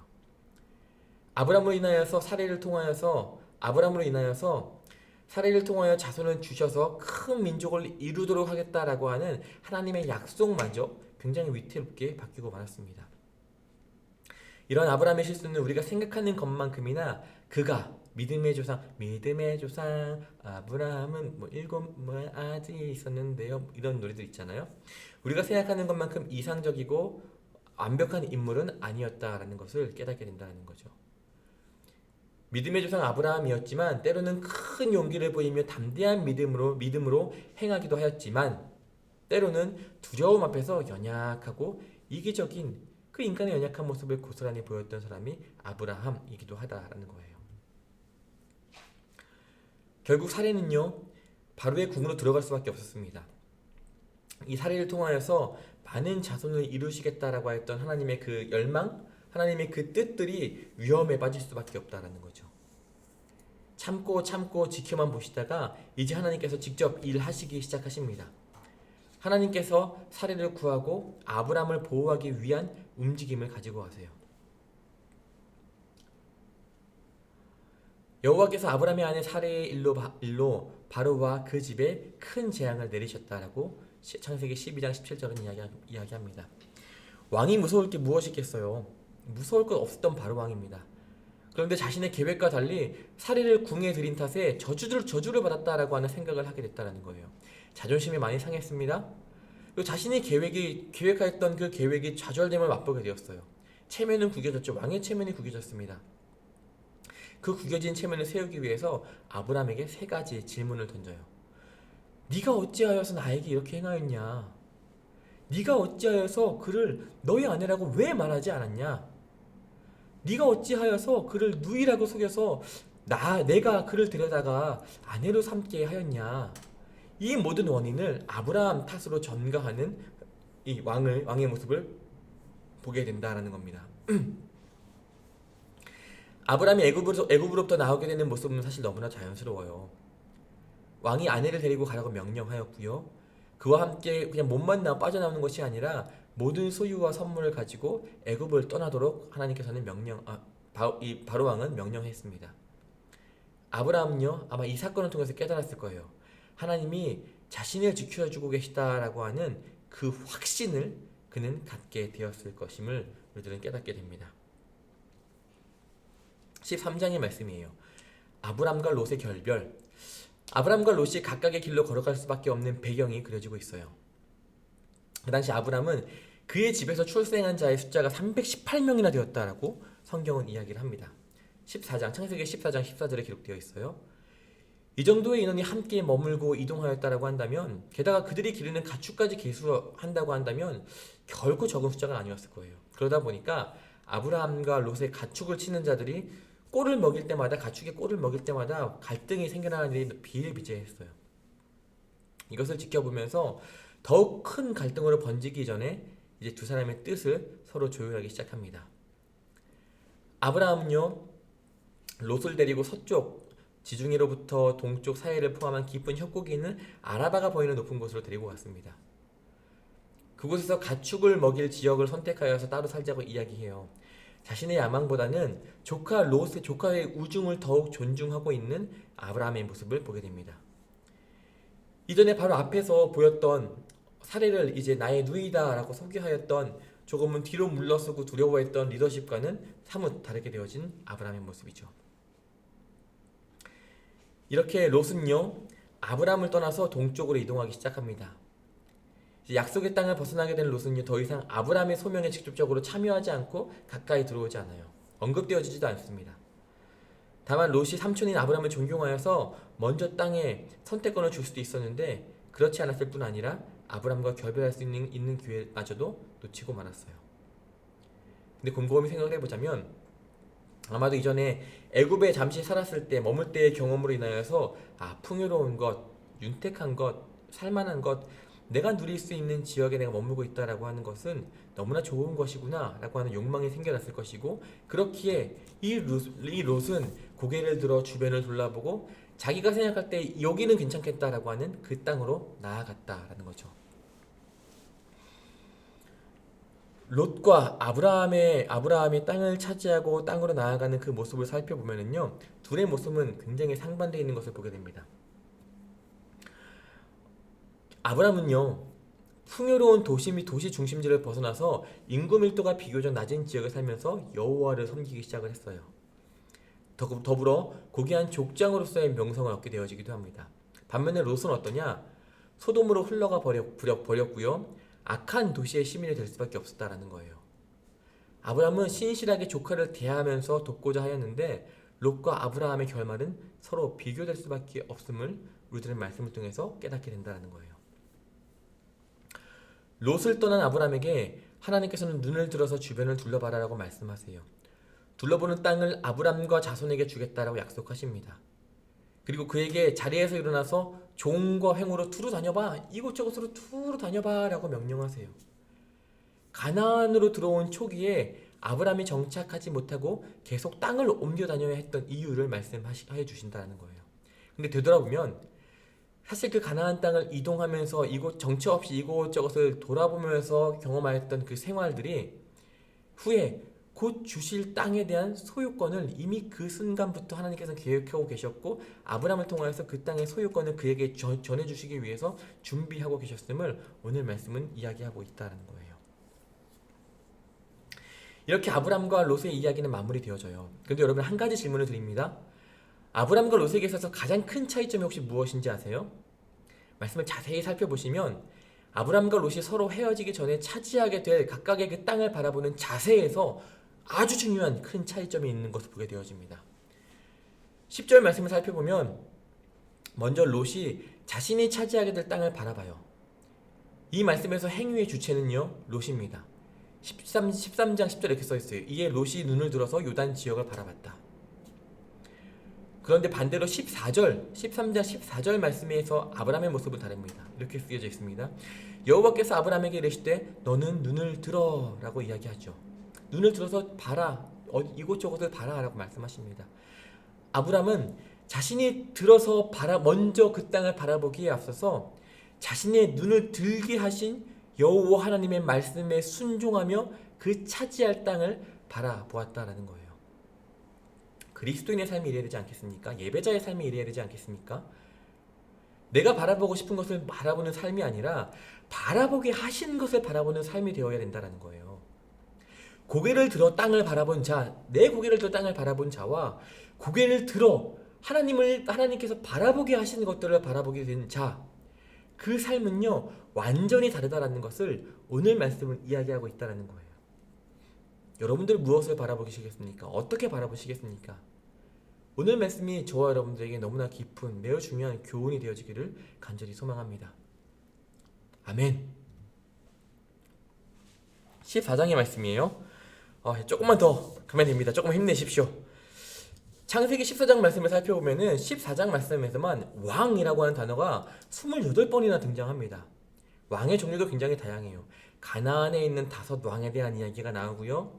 또한 메소포타미아 동쪽에 있는 왕에 대한 이야기, 4왕에 대한 이야기가 나오고요. 아브라함에 대한 이야기가 나오고 제사장, 다시 말해서 왕인 멜기세덱에 대한 이야기가 나오기도 하고, 그리고 진짜 중요한 여호와 하나님에 대한 이야기가 나오기도 합니다. 이 중에 여기서 왕 중의 왕은 누굴까요? 바로 여호와 하나님이시죠. 여호와 하나님이 왕 중의 왕임을 확고하게 만드는 것이 14장의 내용입니다. 14장의 말씀은 또 다른 내용으로는 강한 군사, 뭔가 되게 착하고 하나님만 순종했을 것 같은 아브라함인데 강한 군사적 지도자로서의 아브라함의 모습을 소개하고 있기도 해요. 탁월한 전략을 세워서 조카 롯을 포로로 끌고 간 4왕의 동부연합군과 싸워서 승리하는 아브라함의 모습 또한 14장 말씀 가운데 나타납니다. 동쪽에 4왕이 있었습니다. 시날 왕 아므라벨, 엘라살 왕 아리옥, 엘람 왕 그돌라오멜, 고임 왕 디딜이라고 하는 디달이라고 하는 이렇게 왕들이 있었죠. 이들은요 사해 지역의 5개 도시국가에 대한, 가나안의 5왕 써 있잖아요. 도시국가에 대한 지배력을 행사하였던 왕들이었어요. 5개의 이 도시국 베라, 비르사, 비납, 시납, 세메벨 이렇게 5개 도시국가에 있는 왕들은요 정해진 곡물들을 매년 바쳐야 했다는 거예요. 지칠 수밖에 없죠. 억울할 수밖에 없었을 겁니다. 그래서 이 5왕은 동쪽 이 4왕들을 배반하면서 이제 반란을 일으키기 시작합니다. 이에 따라서 메소포타미아 4왕 중에 한 명인 그돌라오멜이라고 하는 왕이 있죠. 그 그돌라오멜을 중심으로 연합군이 결성이 되어지고 반란군들을 완전히 잠재우게 되어져요.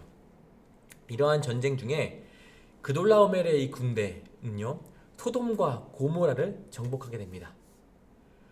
소돔과 고모라 성에 누가 있어요? 그곳에 바로 조카와 롯도 소돔에 머물고 있었잖아요. 그래서 아브라함의 조카가 되어지는 롯이 바로 그 그돌라오멜 소돔과 그 군대에게 잡히게 되어진 상황을 맞이하게 됐다는 거예요. 조카 롯이 이제 잡혀간 소식이 들려옵니다. 아브라함의 귀에까지 들려와요. 아브라함은 자신의 집에서 자라고 훈련된 318명과 함께 그 그돌라오멜을 막 뒤쫓아가기 시작을 합니다. 이러한 모습으로 보아서 조카 롯과 따로 떨어져 살기는 했지만 그럼에도 불구하고 이 아브라함이 얼마나 조카 롯을 사랑하였는지, 얼마나 삼촌으로서 자신의 역할을 얼마나 진지하게 실천했는지 확인해 볼 수 있다는 거예요. 이전에 노아에 대한 이야기를 할 때 잠시 말씀드렸던 기억이 있었는데 가장 큰 은혜를 누리게 된 바로 그 시기가 넘어짐을 조심해야 하는 시기다라고 말씀드렸잖아요. 어쩌면 아브라함도 동일합니다. 갑작스럽게 전쟁에 나서게 됐어요. 조카를 구해야 되니까 조카를 찾아오기 위해서 전쟁에 나서게 되었는데 갑작스러운 전쟁이었지만 또 하나님께서 함께하여 주셨기에 그는 당당히 승리할 수 있었죠. 승리 후에 다시 돌아가게 되어질 때에 그를 환영하며 반기는 많은 이들이 있었습니다. 우쭐할 법도 하잖아요. 그런데 아브라함은요 그 모든 영광이 자신의 것이 아님을 고백하고 있다는 거예요.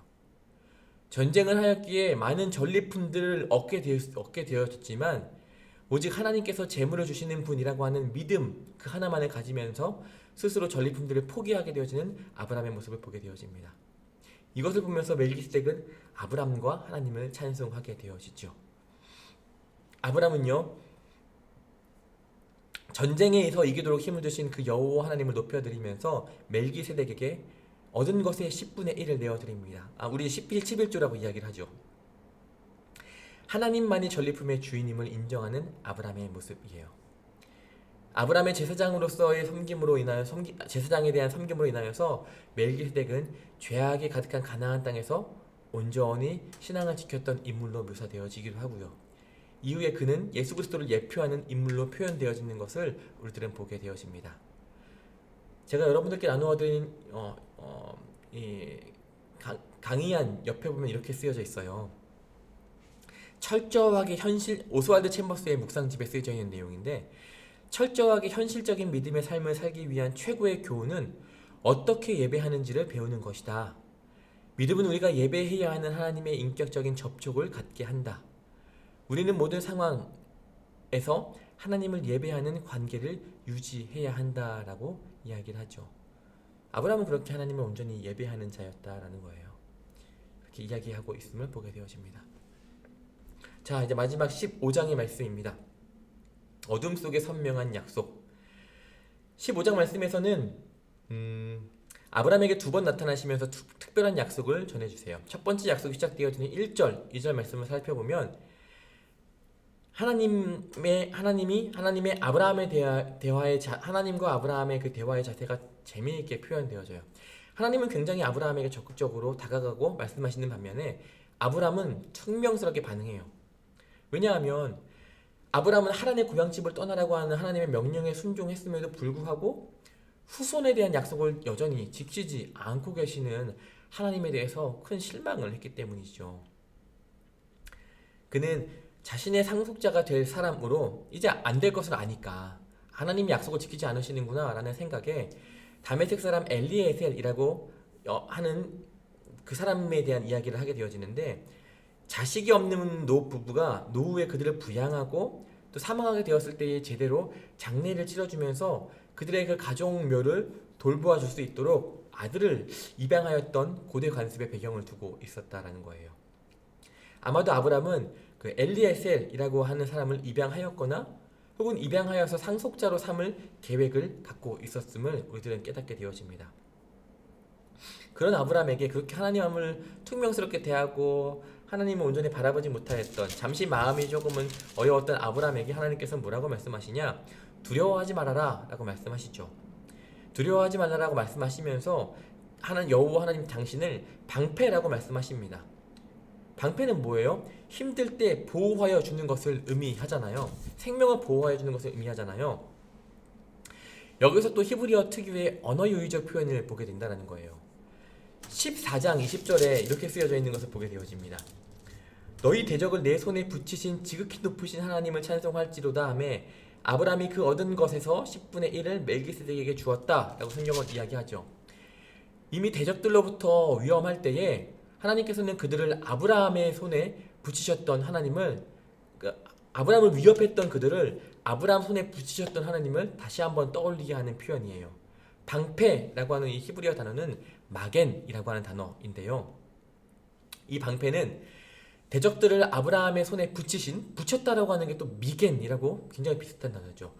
붙이신 지극히 높으신 여호와 하나님에 대한 멜기세덱의 찬양과도 깊은 연관성을 맺고 있다라는 겁니다. 내가 너를 보호해 줄게, 방패 역할을 감당할게, 마겐이라고 하는 것. 너를 괴롭히는 그 대적들을 너의 손에 붙여줄게 라고 하였던 그 붙이다 라고 하는 미겐이라고 하는 것. 이 두 개의 단어가 참 많이 비슷하고 비슷한 의미를 지니고 있는 단어이다라는 거죠. 불안해하고 때로는 원망 섞인 말로 하나님을 마주대한 아브람을 이끌고 하나님께서는 밖으로 나가세요. 깜깜하고 어두운 밤, 쏟아질 듯이 떠있는 그 밤하늘의 별을 쭉 바라보게 하여 주시면서 아브라함의 자손이 지금 네가 보고 있는 그 하늘의 별과 같을 것이야 라고 약속하여 주십니다. 말로만 이루어진 약속이 아니라 이제는 시각적인 증거로, 네가 바라봤지? 그 하늘의 별들을 바라봤잖아. 셀 수 없는 그 수많은 별들이 있잖아 라고 이야기하시면서 시각적인 증거로 확신시켜 주시는 여호와 하나님의 모습을 보게 된다는 거예요. 이렇게 아브람과 하나님의 관계는요, 믿음으로 더욱더 단단하여졌습니다. 6절에 사용되어진 이런 표현이 있어요. 믿으니 라고 하는 단어가 있습니다. 이것은요, 신뢰를 두다, 의지하다라고 하는 단어의 의미로 아브라함이 하나님을 절대적으로 신뢰했다라고 하는 의미예요. 하나님이 약속을 지키지 않으시는구나라고 하는 그런 깊은 좌절감 속에 있을 때에 아브라함은 하나님을 깊이 신뢰하고 있었잖아요. 좌절하였지만 좌절감을 가지고 있었지만 그는 신뢰하였기에 하나님 앞에 자신의 그 속마음이 골마져가는 그 속마음을 숨기지 않고 고스란히 가지고 나아옵니다. 그 심정을 입으로 표현해요. 웬만한 믿음의 관계가 아니고서야 볼 수 없는 모습이지요. 이를 통하여서 후손에 대한 약속을 얻을 수 있었던 아브라함의 모습입니다. 우리는요, 믿음이라는 것을 참 예쁘게 포장하려고 많은 애를 쓰며 살아가는 것 같습니다. 그런데 아브라함을 보면 결코 그렇지 않음을 보게 되어지죠. 진실됨으로 하나님 앞에 나아감을 보게 됩니다. 있는 모습 그대로 하나님 앞에 나아가야 한다라고 하는 찬양도 있잖아요. 있는 모습 그대로 이미 품으신 주님이라고 하는 찬양도 있듯이 오늘 우리들이 바로 있는 모습 그대로 주님 앞에 나아갈 수 있으면 참 좋겠습니다. 아마 아브라함을 맞아주셨듯이 우리들을 동일하게 두 팔 벌려 맞아주실 하나님을 기대할 수 있는 저와 여러분들이 될 수 있으면 참 좋겠습니다. 아브라함은요, 하나님의 대답을 계속 믿음으로 나아가야 할 것인지 아니면 포기해야 할 것인지를 결정해야만 했었어요. 하나님은 밤하늘의 그 별이라고 하는 상징적인 모습으로 자신의 그 약속을 다시 한번 확인시켜 주시긴 하셨지만 그 계획이 언제 이루어질지에 대한 확답은 주시지 않으셨잖아요. 이러한 말씀을 볼 때 월터 브루크만이라고 하는 굉장히 유명한 구약, 특히 창세기를 깊이 연구하였던 신학자, 제가 되게 굉장히 좋아하는 참고 도서로도 많이 읽고 썼던 책들도 많이 보게 되어지는데 월터 브루크만이라고 하는 구약학자가 다음과 같이 책에 다음과 같이 쓰인 한 문장을 보게 되었습니다. 그럼에도 약속을 믿고 황량한 현실에 맞서 희망을 품는 사람은 그 황량한 현실과 더불어 살아가야 한다라고 표현해요. 오늘 우리에게 주시는 말씀이다라는 거죠. 여러분들 약속을 믿으십니까? 여호와 하나님께서 여러분들에게 약속하여 주신 그 약속을 믿으세요? 그러면 그 약속을 얻기 위해 내가 편한 자리를 찾아가거나 피하는 것이 아니라 숨어 있다가 약속의 때가 된 것 같으면 앞으로 나오는 것이 아니라 황량한 현실에 맞서서 희망을 품는 사람, 그 황량한 현실과 더불어 살아가는 사람, 바로 그러한 사람이어야 한다라고 월터 브루그만은 이야기하고 있습니다. 자, 7절에서 11절까지의 말씀입니다. 예전에 아브라함이 머물렀던 우르 지역은요, 어떠한 지역이었냐면은 다양한 신들을 섬기는 다신교의 숭배가 가득하였던 땅이었습니다. 하나님께서 이 땅을 주시기 위하여서 아브라함을 건져주셨어요. 아브라함이 큰 민족을 이루게 되는 데 있어서 받은 두 가지 약속이 있었죠. 여러분들 아실 겁니다. 큰 민족과 땅이라고 하는 거예요. 첫 번째 약속에서 하나님께 퉁명스러운 태도로 나아갔던 아브라함의 모습이 이제는 바뀌게 되었습니다. 오히려 하나님의 말씀대로 이루어질 것에 대한 적극적인 증거들을 이제 요구하면서 막 하나님 앞에 의욕적으로 나아가는 아브라함의 모습을 보게 되어져요. 그를 향하여서 하나님께서는 몇 마리의 짐승을 가지고 와라 라고 명령하시죠. 아브라함은 이에 순종하여서 언약의식에 사용할 제물들을 준비해 가기 시작합니다. 이 과정 가운데 하늘의 솔개가 막 그 제물들 가운데 내려오고자 하는 모습들도 보게 되어져요. 이것은 언약을 맺지 못하도록 방해하는 세력들을 의미하기도 하고요. 이후에 가나안을 정복하게 되어질 때에 맞닥뜨리게 되어질 그 적들을 상징하기도 하는 것이 바로 하늘의 솔개들입니다. 아브람은 기근으로 인하여서 애굽으로 이전에 내려갔던 경험이 있었잖아요. 그는 그곳에서 외지인으로서의 삶을 살았었습니다. 하나님께서 아브라함의 자손이 약속의 땅을 차지하기 전에 겪게 될 일들을 말씀을 해주세요. 이미 이전에 애굽의 생활을 경험한 아브라함은 이 이야기가 분명 남의 이야기처럼 느껴지지 않았을 겁니다. 하나님은 이렇게 아브라함을 그냥 지식적으로만 아는 것이 아니라 경험으로서 먼저 경험함으로 인하여서 하나님의 마음이 어떠한지, 하나님의 약속이 어떠한 약속인지를 보다 더 깊이 깨닫기를 원하셨고 그렇게 준비해 오셨다라는 거예요. 미리 경험하게 하심으로 당신의 마음을 더욱더 깊이 깨달아 알게 하시고 그 일들을 경험하게 되어질 후손에 대한 안타까움의 마음들을 더욱 깊이 품도록 하셨다라는 거죠. 이제 마지막입니다. 해가 져서 17절의 말씀인데요. 어두울 때에 연기나는 화로가 보이며 타는 횃불이 쪼갠 고기 사이로 지나더라. 여호와를 상징하는 그 불이 둘로 쪼갠 희생제물 사이를 지나며 언약을 확인하였습니다. 원래 기존 고대의 언약이라고 한다면 쪼갠 제물 사이로 언약의 당사자들, 언약을 하는 이와 언약을 맺게 되어지는 이들이 함께 지나가게 되어지는데, 오늘 말씀을 살펴보면 하나님을 의미하는 횃불만이 그 쪼개어진 고기들 사이로 이렇게 지나가는 것을 보게 되어진다는 거예요. 무엇을 의미하냐? 언약을 체결하는 하나님과 아브라함이 함께 지나가는 것이 아니라 하나님 홀로 지나가셨다라고 하는 것은 일방적이지만 무조건적인 언약, 내가 확실히 책임질게라고 하는 그 언약의 의미를 담고 있는 것이다 라는 겁니다. 길게 달려오셨습니다. 보니까 지금 1시간 25분이나 흘렀네요. 네, 이제 빨리 마무리하도록 해야겠습니다. 너무 길어져서 죄송합니다. 최대한 짧게 가야 되는데. 자, 이제 마음속에 주시는 말씀, 제게 주셨던 말씀은 이래요. 롯이 아브라함을 떠난 후에, 창세기 13장 14절 15절 말씀인데, 롯이 아브라함을 떠난 후에 여호와께서 아브라함에게 이르시되 너는 눈을 들어 너 있는 곳에서 북쪽과 남쪽 그리고 동쪽과 서쪽을 바라봐라. 보이는 땅을 내가 너와 네 자손에게 주리니 영원히 이르리라 라고 이야기를 합니다. 말씀을 나누는 중에도 잠시 나누었지만 땅을 차지할 때 롯과 아브라함의 태도가 완전히 다른 것을 보게 되어졌죠. 롯은 자신의 눈을 들어서 자신의 바라보고 싶은 곳, 차지하고 싶은 곳을 둘러보았고 그곳으로 나아갔습니다. 근데 아브라함은 그렇지 않았다는 거예요. 눈을 들라는 여호와 하나님의 명령에 순종하며 눈을 들었고요. 자신이 보고 싶은 곳을 바라본 것이 아니라 보게 하신 곳을 바라보았습니다. 가고 싶은 곳을 향하여 나아갔던 것이 아니라 가게 하신 곳, 나아가게 하신 곳으로 움직였던 것이 아브라함의 모습이죠. 그렇게 살아가고 싶습니다. 하나님이 먼저 알려주시고 움직이게 하시는 그곳을 따라가는 저의 삶이 되어지기를 간절히 원하는 마음으로 창세기 13장 14절 15절의 말씀을 묵상해 보게 되었습니다. 그리고 마지막,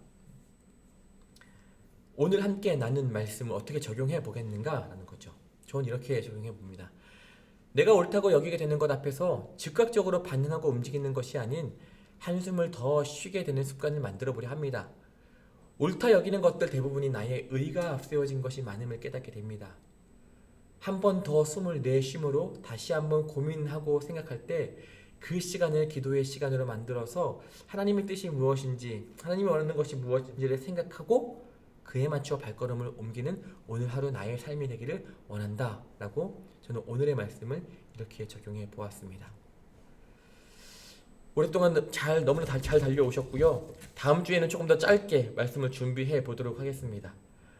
기도하고 마치도록 할게요. 기도하겠습니다. 사랑이 많으신 아버지 하나님 감사합니다. 오늘도 우리 가운데 말씀을 허락하여 주시고 은혜 부어 주시니 감사합니다. 우리 가운데 허락하여 주시니 많은 말씀들이 있는데 이 많은 것 다 기억하지 못하더라도 하나의 말씀만이라도 우리들의 사랑하는 성도님들의 마음에 온전히 새겨지게 하여 주시고 그 말씀을 붙들고 또한 한 주간을 살아가며 살아내며 삶 속에서 역사하시고 인도하시는 그 아버지 하나님을 경험케 되는 사랑하는 청혼의 성도님들 되어질 수 있도록 도와주시옵소서. 다시 만나게 되어질 그 주간, 다음 주간까지 하나님의 동행하심 아래, 보호하심 아래 그 모든 삶을 살아내기를 소망하며 이 모든 말씀 사랑이신 우리 구주 예수 그리스도 이름으로 기도합니다. 아멘. 오늘도 고생하셨습니다. 사랑하고 축복합니다.